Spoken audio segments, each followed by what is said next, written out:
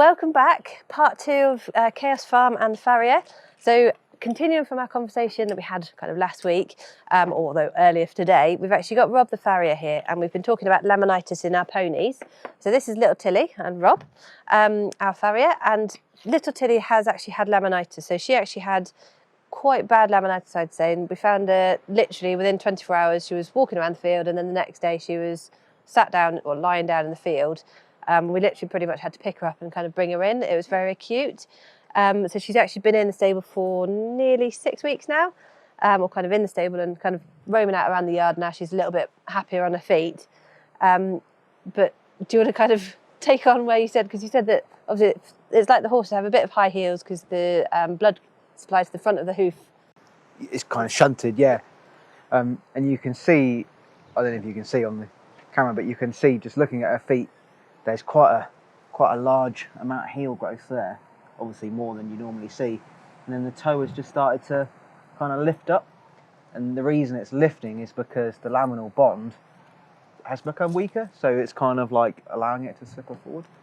And because now she's much sounder, you wouldn't necessarily trim a horse if they were really uncomfortable with laminitis, because you could worsen it.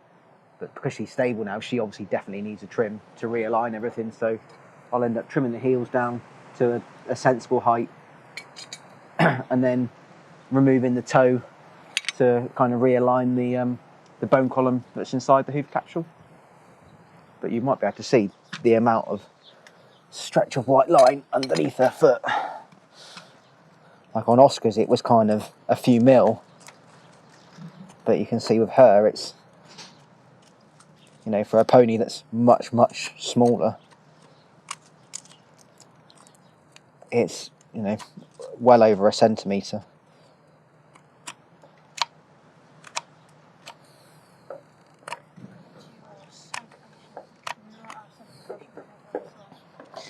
And you can see the amount of heel that's on there as well.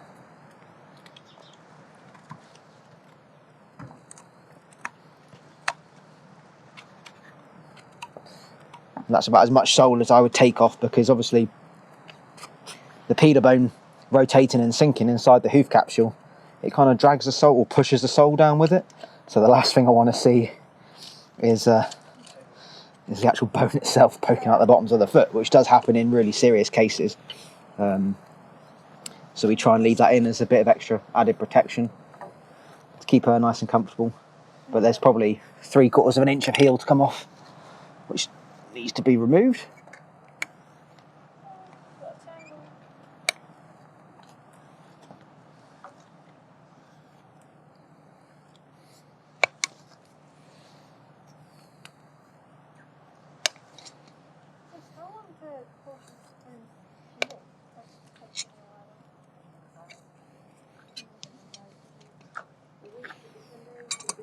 And then I'll take this wedge of toe off the front as well, but keeping a little bit of a hoof wall height around the toe quarters there, just to let her have something to stand on and keep nice and comfortable. Just these 2 points here.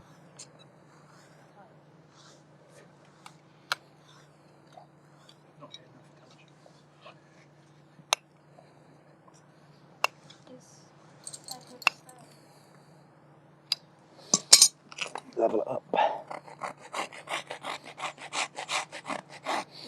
It's really important to have a nice sort of healthy frog as well when they're laminitic, because it's kind of supporting and keeping the pedal bone in somewhat of position inside the hoof capsule. So although it might look a bit ropey or it might look a bit skanky, you know, that's the least of this pony's problems. It's not gonna cause it any harm having a bit of a scruffy frog, but it's kind of doing the job at the minute by keeping the pedal bone pushed up inside the foot. There's those heels down quite considerably. You'll probably hear a minute ago. It's nice and level. And then I'll take the foot forward and rasp off that big wedge. It sometimes can be a little bit sensitive to the rasp as well, so she might just pull back a little bit, but because for a little foot it's quite abrasive. but she's nice sweet pony, so she's very well behaved. And you can see at the bottom of the foot, you're like losing the sort of pigmentation of the hoof. That's because we're having to rasp into a layer that we wouldn't normally rasp into, because obviously we're having to realign and do a bit of remedial work on the foot. That wouldn't normally be exposed, and then you can just see like a bit of a honeycomb sort of like appearance there. We're getting into like the non-sensitive laminae there, so it just goes to show how much the foot has sort of slippered forward. Okay. I think that's about as much foot as I'll take off at this stage. Just take the sharp edge off the bottom.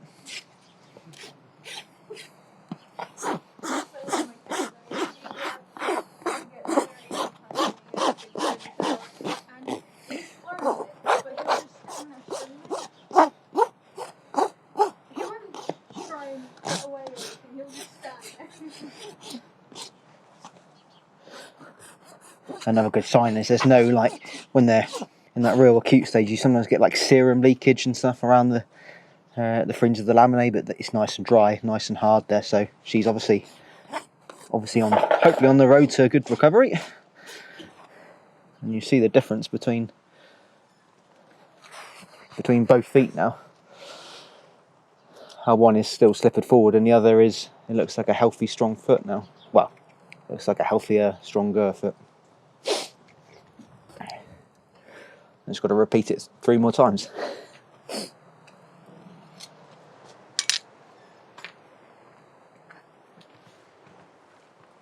Okay.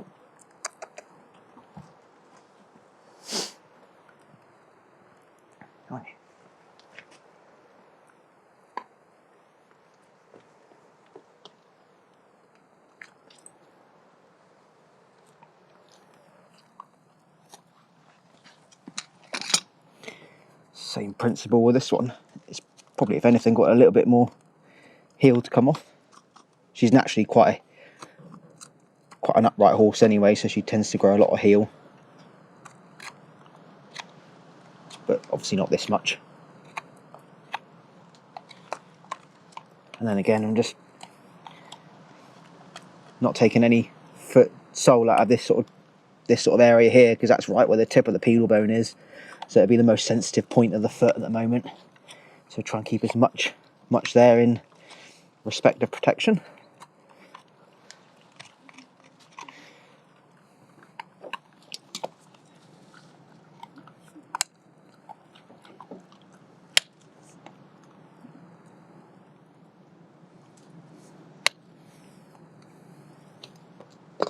So yeah, I mean, that's quite a large amount of heel to come off of a little pony. You can see it sort of started forward here, the point of the heel, and now it's back here, and it will come down a little bit more yet when I rasp it.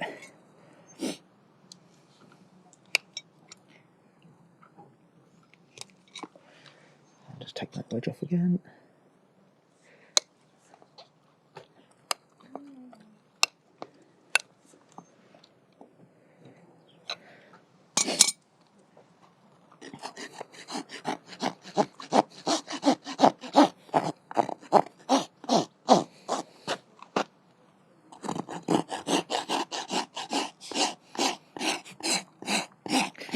The dog's having a field day. You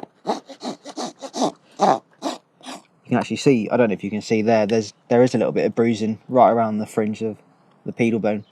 It's a little bit of moisture to it, so it is a bit old, but maybe a few weeks. But that's obviously occurred from some kind of sinking or rotation, which obviously you'd need X-rays to back that up.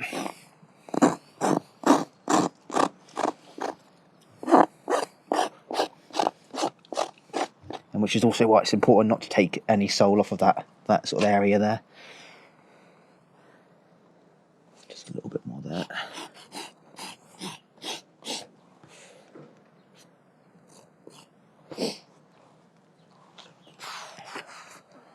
I'll take this one forward.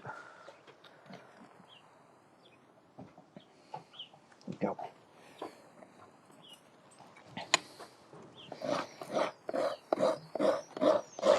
When the feet become really long and unbalanced, it becomes more of like a mechanical issue as well. So they're just forces that are being applied in certain areas that are sort of less desirable. So, you know, the foot trim is really, really important.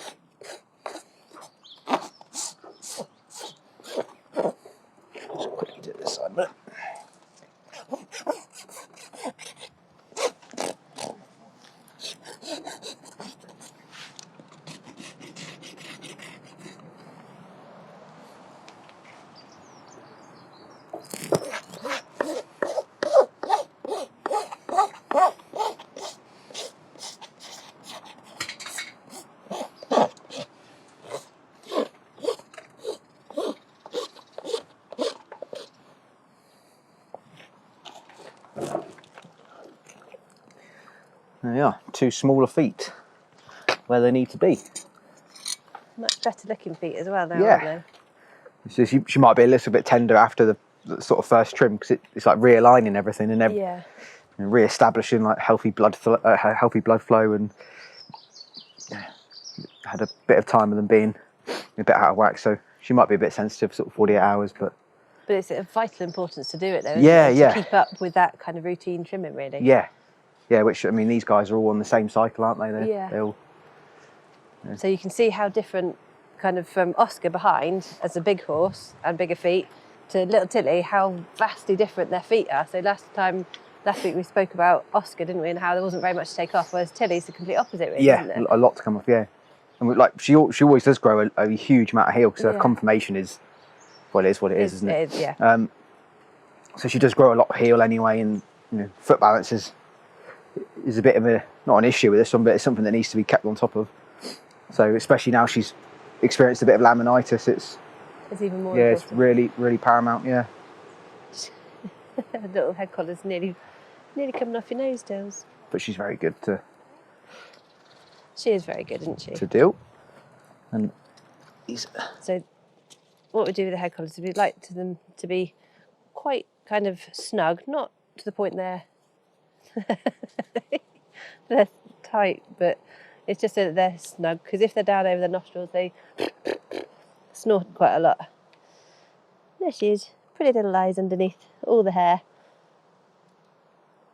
Good girl, Tilly.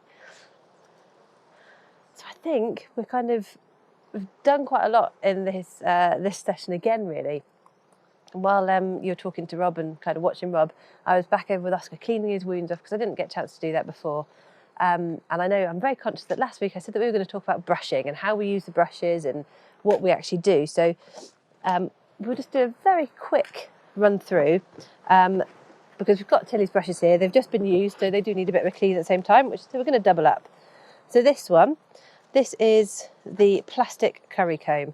So this is, as it sounds, made of plastic. And as you can see, it's got 4 rows of teeth. So the hair gets stuck in between. And the idea is that this is quite a good brush to use after the rubber curry comb. And the rubber curry comb is made of rubber, as it says. So both have a handle. Put your hand through. This one, so the rubber curry comb, you use in a circular motion. And because Tilly's already been brushed, it's not going to work that well, but it's working a bit. So you work it in a circular motion and it gets the hair off. You then follow it with the plastic curry comb, bend your nose tails, and then you actually brush down along the grain of the coat. So the coat with horses is the hair, and you brush along with the grain of the hair. With both of these, and actually all of these brushes, you never use them on wet hair. This is the only exception if it's clean hair. So if it's clean and wet, so if a horse has just been bathed or just had its mane or tail washed, so mane or tail, then you would use the plastic curry comb. But the other brushes, generally, they're not used when they're wet or when the horse is wet or muddy. So the plastic curry comb, I'm just going to keep social distance. Plastic curry comb can also be used on the mane, so to brush the mane. And as you can see, Tilly's still got a few tangles because she's just got such a lot of hair, haven't you, my love? So we'll move that back so she can see for a minute. So it can be used on the mane and also the tail. I'm just going to sit down here because it's a little bit easier to show you. So we've then got the body brush. So this is again used anywhere within the body, and it's really good to use after these two. So generally you can kind of do a few different things. So you use your plastic rubber curry comb, then your plastic curry comb. Generally speaking, you'd then use this one, the dandy brush, or the body brush. So it depends. So this one's quite a hard bristle brush, and this one's a softer one. It depends on the horse. So if there's muddy bits on the leg or where there's longer hair, I would use the dandy brush. And if you're on the body, the neck or the face, I would use the body brush. Either of these two can both be cleaned by the metal curry comb, and just like the name, it is metal. So you would generally use maybe 2-3 swipes of the body brush on the body, or alternatively the dandy brush, and then both you can clean off. And in here, these grooves, they actually catch the hair, so you can see hair's attached there, and they also catch the dirt and dander. So you might be able to see just like a very fine kind of covering of it. And what we do is we then knock it down on the ground. You can just see there's not very much, but there's a tiny bit here. So this kind of, you can see on the end of my finger, the fluff or the dust, that is the dust and dander from the coat. So it's just brought away from the skin as you're brushing. The idea of these two brushes, particularly the body brush, is that you really, really get that your arm working. You draw the oils out of the coat and the skin and actually get all the muck out. And the more you actually brush it and scrape it, the better it is for the body, because it actually is a cleaner brush and you're actually then bringing the dirt away from the skin. We have a second rubber curry comb in here, which we don't actually need. We have a face brush, which, as its name suggests, is purely for the face. And as you can see, for little Tilly, a brush this size is actually, it's quite big compared to her face. So they're not that much different in size, but obviously this is a bit finer, so it's a little bit easier to get around a very delicate eye area, around her nose, things like that. We have the hoof pick, which obviously Rob's kind of done all the hoof picking, but we would usually use the hoof pick, so we'd always do down, so that if the horse stood, so the pick is always on the way down, rather than up. If we did it up, there's a possibility it could get stuck in the horse's foot if the horse put the foot down, so it's always down, and then we just brush it away. And then we have the mane comb, which with Tilly, you can see all of her kind of fluffs, I love, then that isn't going to get through the hair very easily. So we resort back to this one. But in every grooming kit, we have the both. And then just for our participants, we've got kind of this little kind of list of what we've got. And obviously we've got dirty box, still dirty box, but better. And then on each box, we've actually got the horse's name. So each horse has got their own grooming kit. So we'll put it back in: mane comb, hoof pick, face brush, body brush and metal curry comb, dandy brush, plastic curry comb and rubber curry comb. And that's your basic grooming kit that you need for any horse. So there we go. So on that note, we are going to say goodbye for today, and we'll catch you back in a few weeks' time. Take care.